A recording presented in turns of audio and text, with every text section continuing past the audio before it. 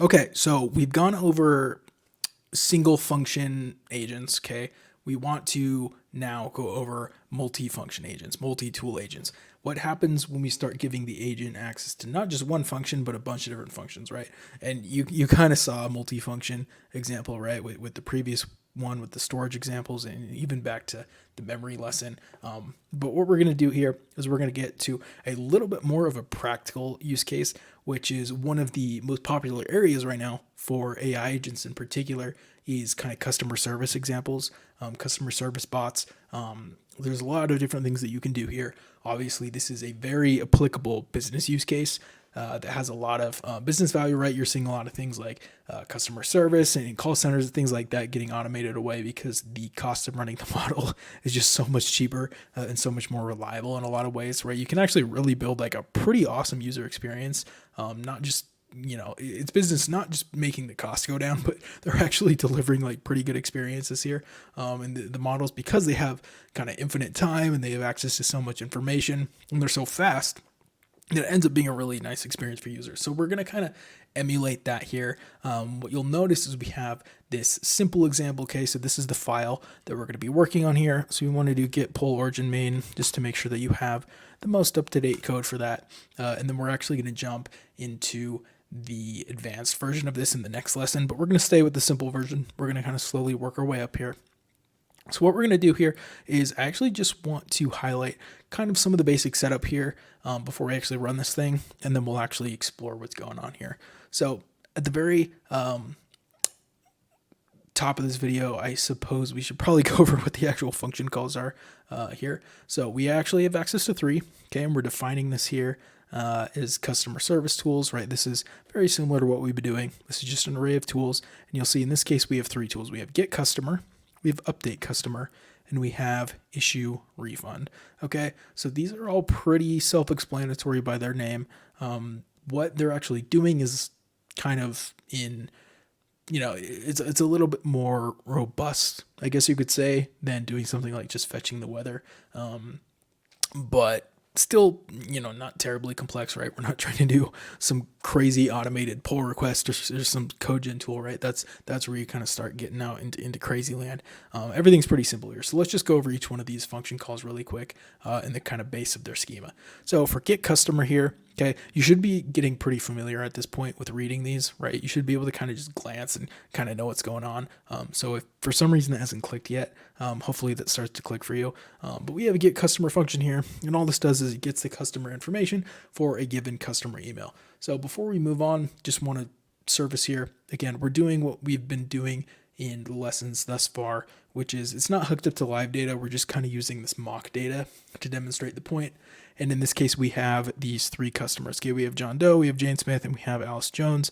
You can see 2 of these are not refunded, and then this middle customer here, Jane Smith, has been refunded. And then you can see we have this optional parameter here as defined in our type here with a refund reason. Okay, so that's going to be there will be a refund reason if is refunded is true. Okay, and so we're going to kind of get into what's going on there. And again, this is always going to reset anytime you actually rerun the program. Okay, and spoiler alert, in the next lesson, we're going to get into actually hooking that up to live data, which is obviously where kind of the party really starts and where things actually get useful and practical and helpful in real world use cases. But this just kind of demonstrates some of the point, which is why I want to make this lesson. Okay, so what get customer is going to do is it's going to get the email here. You can see we have one property for this function of type string, and it's just the customer's email. Okay, and you can see that we're making that required. Pretty self-explanatory. The second function, update customer, again, you could pretty much infer what this is going to be, but things are going to get a little bit more complicated here. So what you can see is we have a description that says updates the customer's information. You'd expect that, but we get a little bit more specific. Again, this is where the prompting skills come into play, and you just want to be as clear as possible with the model, what's going on, when it should use this function, how it should use this function, etc. And you can see at least one field besides old email must be provided. Okay, so theoretically, old email is required. Okay, so we can kind of go down here and see, okay, the old email parameter as defined here, type string, the customer's current email address. And we need this right because we need to, if the update customer function is called, we need to actually be able to look up that customer, right? So it's going to almost be like rolling in get customer into this one, right? So that's how we're actually going to perform sort of the search operation there. And then we also need one other field. Okay, that's why we specify this sentence here, because you need to get the old email and then you need to be able to update some sort of other field. Okay, so you can see these are sort of the other 4 fields that we have available, which is a new email, right? Maybe you just want to change the user's email.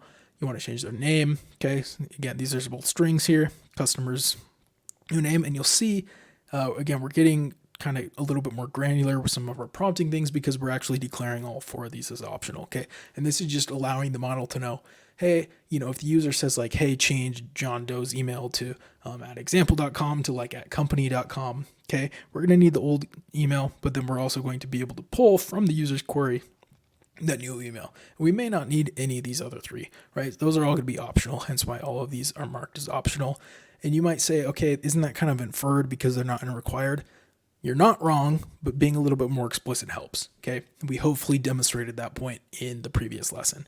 So you'll also see we have a new type here, right, is refunded. This isn't of type string, right? This is of type Boolean. That's a true false value, because if we go up here and we look at how our data was defined, is refunded as a Boolean, right? It's going to be one of these true false values. So we need to make sure that when we define our schema, we're correctly identifying the data type that is required by our blueprint here, right? By our function schema. Because if you define these wrong, your model is going to give you the wrong answer. You're not actually going to be able to, take your function call and apply it to your function code, and things are just going to go haywire. Okay. And then the last function that we have is we actually have this issue refund here. Okay. So this is very similar to, again, we're doing the required email parameter here because we need to be able to identify the customer, and because email is a unique identifier, it's a really good candidate for this. But we're also adding the reason here, so that if we, for some reason, do need to issue a refund, the model is basically able to go ahead and set the refund flag to true, and then is able to actually include a reason. Okay, so that's pretty helpful. So those are the 3 functions that we're working with. Let me just take a drink here really quick. Sorry about that, guys. Losing my voice a little bit here. But what you can see here, so we go down here to where the function calls are actually handled, right? We basically have a giant if-else statement here where we're checking for the function name. Okay, so this is the same thing that we've been doing previously. This obviously is getting a little bit longer because this is kind of the first time that we've had 3 functions. So things can get a little bit messy here, but that's normal. In a production setting, you may want to clean this up a little bit, but because we're just trying to do a single lesson here, we're just going to keep everything in the same place. So, right, if we do get customer, right, we want to perform a find operation on that mock data and grab that and return it. Okay, pretty self-explanatory, very similar to what we've been doing with kind of the retrieval. Again, a lot of the function calls, a lot of the agents that you build are typically going to have some sort of retrieval mechanism. This is like one of the most common things because, if you need them to go perform actions, especially if you're doing like a customer service bot, which is why I love this example, right? You need to go grab that real world information from your database, from your actual users, right? Which we're just simulating right now from that mock data. Okay, you can see we have the issue refund here, which is really nice. You can see we have the update customer, right? So issue refund, it's going to go ahead and set is refunded to true, and then it's going to go set the refund reason. Again, the way that we're getting those parameters back from the function call is we're just doing that parsing step, okay? So again, this JSON.parse is just extracting the parameters that we got back from the LLM from that function call. And then, of course, update customer. Very similar thing. You can see args.newEmail, args.name, args.is refunded, right? It's just depending on if we actually got values back. Again, because they were optional, we have to check. We're setting them to their new values. So that's probably all the code that you need to see. The last thing that I do want to flag, and we'll explore this a little bit here, and probably a little bit more in the next lesson, is right now we're going to be using GPT-4o Mini, but we may run into a case where the model struggles a little bit. And what we may do is we may actually turn GPT-4o on, right? The more powerful model. Obviously, the trade-offs there is that GPT-4 is going to be a lot more powerful than GPT-4o Mini, but it's going to be more expensive, maybe a little bit slower. So you just kind of have to test these agents, with actual tasks. You got to throw stuff at them and figure out, okay, what model do I need? Is this a simple use case? Is it a more complex use case, right? And so that's one of the terms you'll hear the AI space all the time is like you want to have evals on these things, which we'll probably honestly do like a separate course, which we don't have at the time of recording this. Maybe hopefully somebody sees this in the future and we do have that, because evals are important. Well, you just want to make sure that you're testing your agent on different models, because the more complex the functions are, even the more you throw at them, right? If you're throwing like, if you're getting into like the 8 to 12 range of functions all at once, you're probably going to want a more powerful model, right? But we should hopefully be able to get by for a sec with GPT-4o Mini. So let's actually run this thing. Let's go ahead and right click our file, and then we're going to do TSX and paste that in. And we're going to be right here in our familiar CLI chat.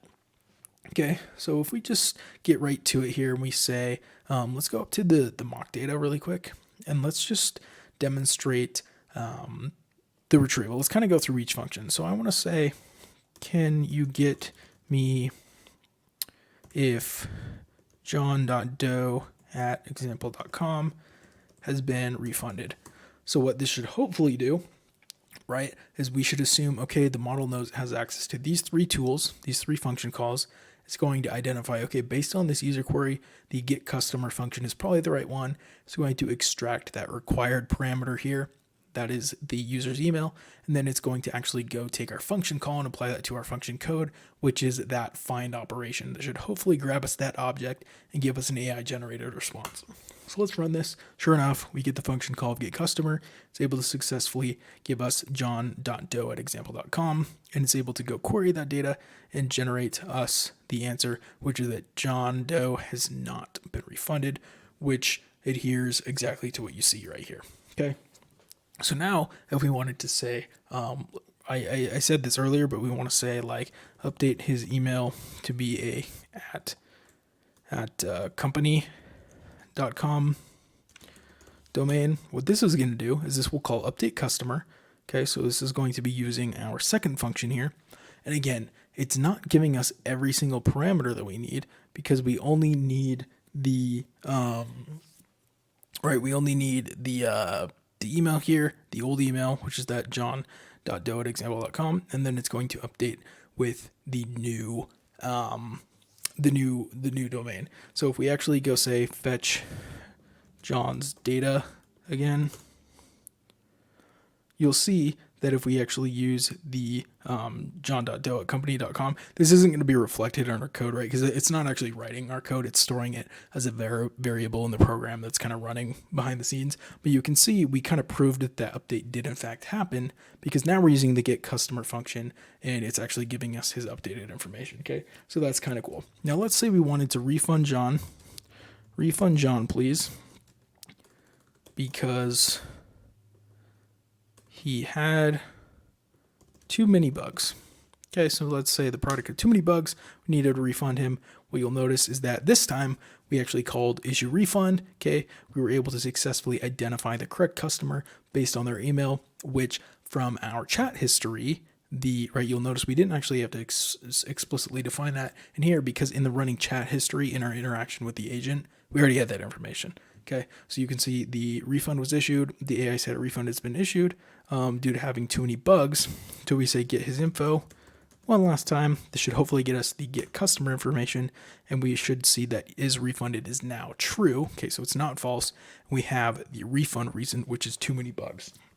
So at this point, hopefully a bunch of things are starting to click, and you're starting to see why function calling, why giving agents tools is starting to become so useful. And we're going to really highlight this in the next lesson as we actually hook this kind of similar example up to real working data, because we are now from a chat interface, right, from a little mini CLI here where we're just going back and forth with a very basic, very cheap AI model. We're able to actually like perform real operations on some data. Okay, so this gets useful for all sorts of things, because you're really only limited by how creative you can get, right? If we wanted to do something like maybe you had a bunch of you were building like some sort of desktop app that had the ability to like control your computer, right? This is actually like a project that I've worked on before, just to kind of test how crazy you can get with function calling, right? Is you can actually start invoking all these functions and start changing things like in your file system, right?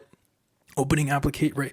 The limits on this are just basically whatever code you can come up with to actually control things. That's all you're limited by, right? It's like, what data do you have access to, and what code can you write to control it? And that's pretty much the limitation of agents, right?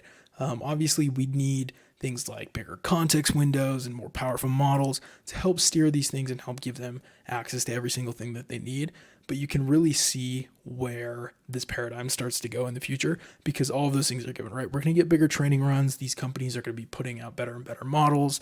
Context windows are going to get bigger and bigger, and the cost per token is going to keep going down, right? They're going to get faster.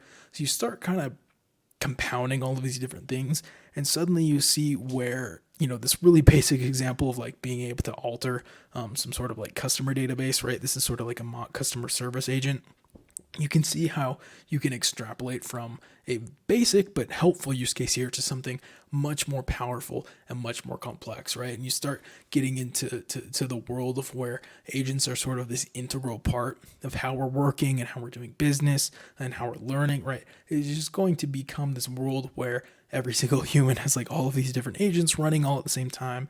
And in the thing that I really want to emphasize, right, which is kind of why we put this course out and why Takeoff exists in the first place, is because people that have the skills to actually build these things are going to be able to take advantage of sort of this entire AI wave way more than anybody else. So don't want to get too into, you know, we want to stay grounded in reality here, but I just really want to emphasize, like, this is why it's worth learning these skills. This is why, we want you to learn how to use things like Cursor, and we want you to learn how to build agents with them, right? Because the faster and the better you can do all of these things, the more power you are actually going to have as all of these things continue to proliferate and get more important, more prevalent in the world. So let's actually stop here before I get too on my soapbox here, and actually look at hooking the customer service example here, which is our first multi-tool agent here, into actual up-to-date live data in a database.